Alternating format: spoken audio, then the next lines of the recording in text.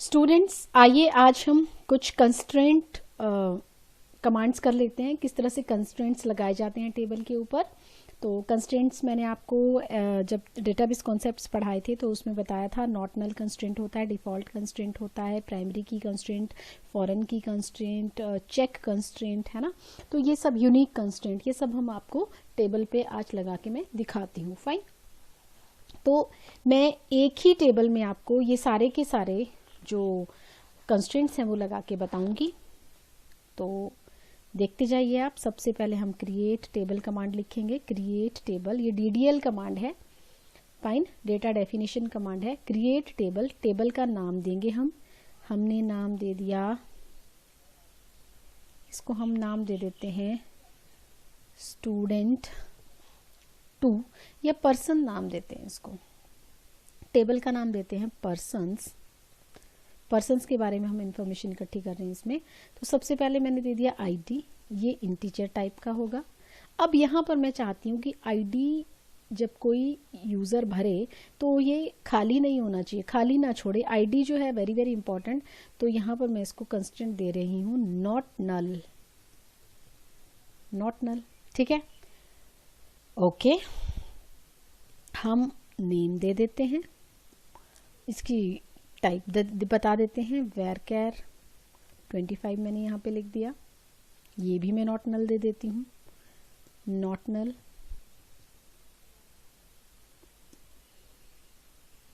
आगे मैं दे देती हूँ डेट ऑफ बर्थ, इसकी मैं डेटा टाइप डेट रख देती हूँ। फाइन। मैंने एज ऑफ अ पर्सन, ये इंटीजर टाइप का होगा। और यहीं पे मैं चेक कंस्ट्रेंट भी लगा देती हूँ। Check age should not be less than equal to 10। Okay, तो ये हमने यहाँ पे कंस्ट्रेंट लगा दिया।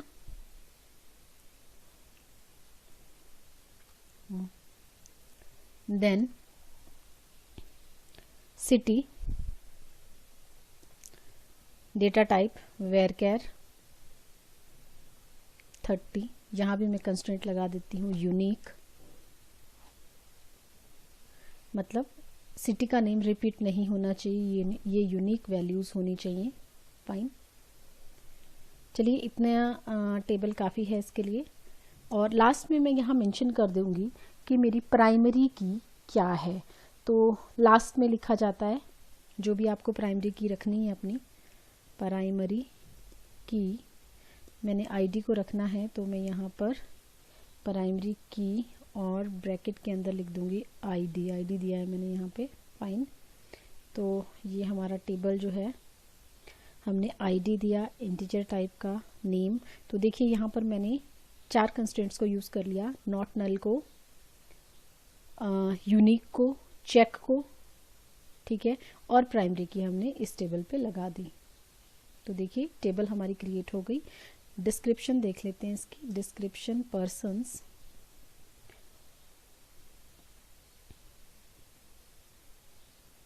ये देखिए ये कॉलम बन गए, ये इनकी डेटा टाइप आ गई।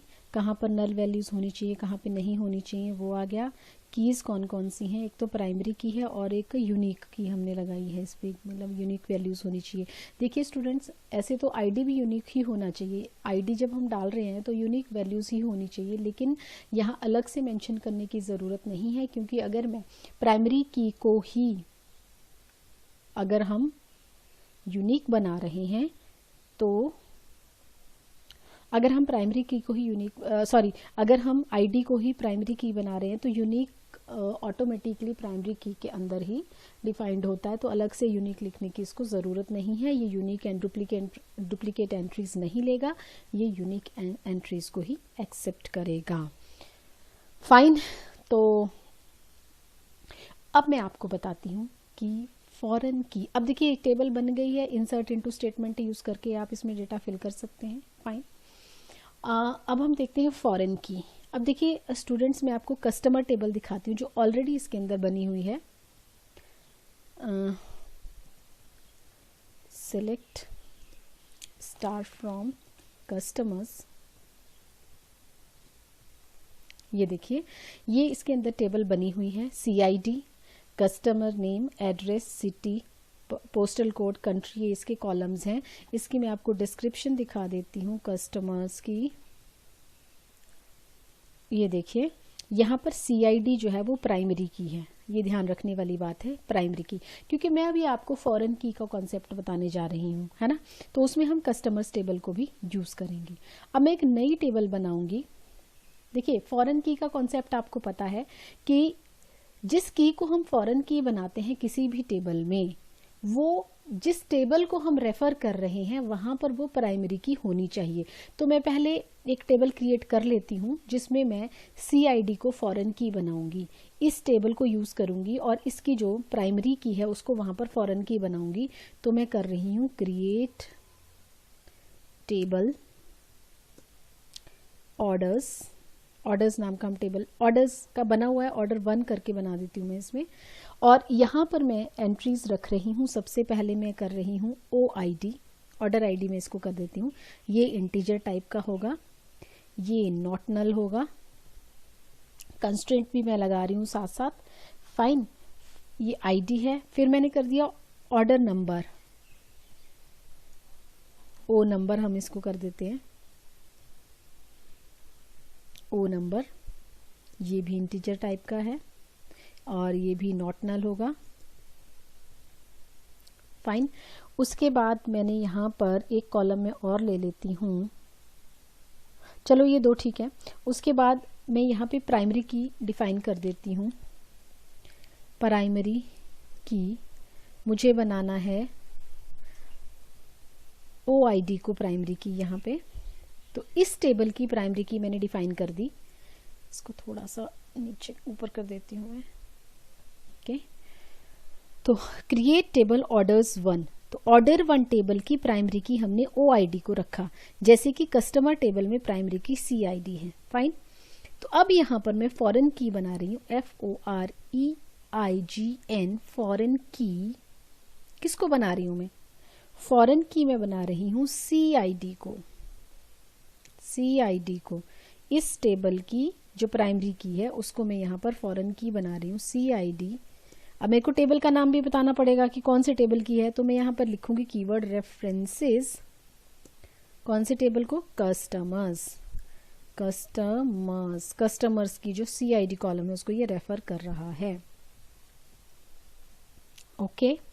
तो ये देखिए यहाँ पर हमने, लेकिन मैंने फॉरेन की स्पेलिंग गलत लिख दी, यहाँ पे आई आएगा, फॉरेन की बना दी हमने। और कौन से टेबल की बनाई? कस्टमर्स टेबल की बनाई, फाइन।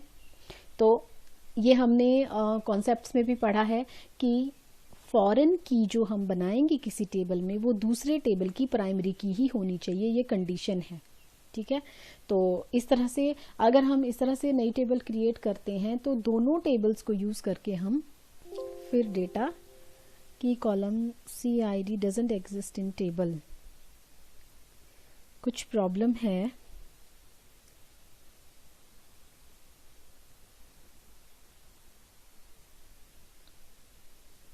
ओके।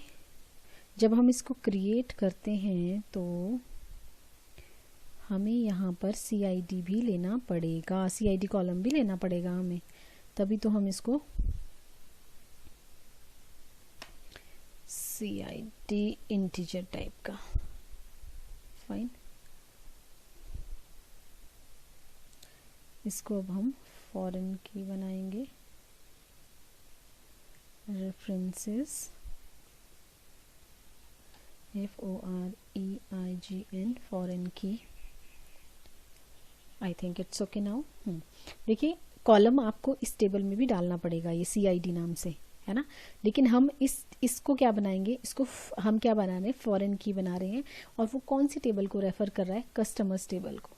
तो इस तरह से आप फॉरेन की सेट कर सकते हैं और फिर ज्वाइंस लगा के दोनों टेबल की इंफॉर्मेशन को ज्वाइन किया जा सकता है, फाइन। ज्वाइंस के लिए भी मैं एक अलग से वीडियो बनाऊंगी। तो इस जो इसमें अभी एक चीज़ मैं आपको और बता दूं, ऑल्टर टेबल कमांड। अब मान लीजिए कि आपने यहाँ पर 4 या 5 कॉलम्स बना रखे हैं, जैसे हम ऑर्डर 1 टेबल को लेते हैं। अब इस टेबल में मैं चाहती हूँ कि मैं इसमें सिटी नाम का एक कॉलम ऐड करूं, तो वो मैं कैसे करूंगी, मैं लिखूंगी alter table, alter table, table का नाम आएगा ऑर्डर 1,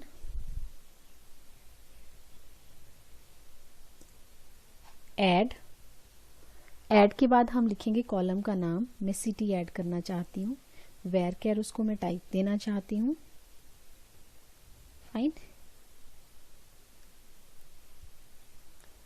और इस तरह से हम ऐड कर सकते हैं। It's orders 1, it's not order 1, it's orders 1, table का नेम ऑर्डर नहीं है, ऑर्डर्स है। ओके, तो हम इसका नाम चेंज कर लेते हैं, ऑर्डर्स 1। तो इस तरह से हम अब अपनी टेबल को देख लेते हैं, डिस्क्रिप्शन में दिखा देती हूँ। ऑर्डर्स 1, ये देखिए यहाँ पर सिटी नाम का कॉलम ऐड हो गया। हमने डिफ़ॉल्ट वैल्यू कोई नहीं डाली है, तो डिफ़ॉल्ट हम इसमें सेट कर सकते हैं। इसको भी हम ऑल्टर टेबल से कर सकते हैं। जैसे मुझे कोई कंस्ट्रेंट लगाना है तो मैं ऑलरेडी एग्जिस्टिंग टेबल में कंस्ट्रेंट लगा सकती हूँ। जैसे मान लीजिए मुझे सिटी में कंस्ट्रेंट लगाना है, डिफ़ॉल्ट कंस्ट्रेंट मुझे लगाना है, तो मैं कैसे लगाऊंगी, तो मैं इसमें अगेन मैं लिखूंगी ऑल्टर टेबल, टेबल का नाम आ जाएगा। उसके बाद हम ऐड की जगह क्या लिखेंगे, यहाँ पर हम लिखेंगे मॉडिफाई, मॉडिफाई। हमने किसको मॉडिफाई करना है, सिटी को मॉडिफाई करना है, इसकी डेटा टाइप देंगे और इसके आगे हम यहाँ पर लिख देंगे कंस्ट्रेंट का नाम,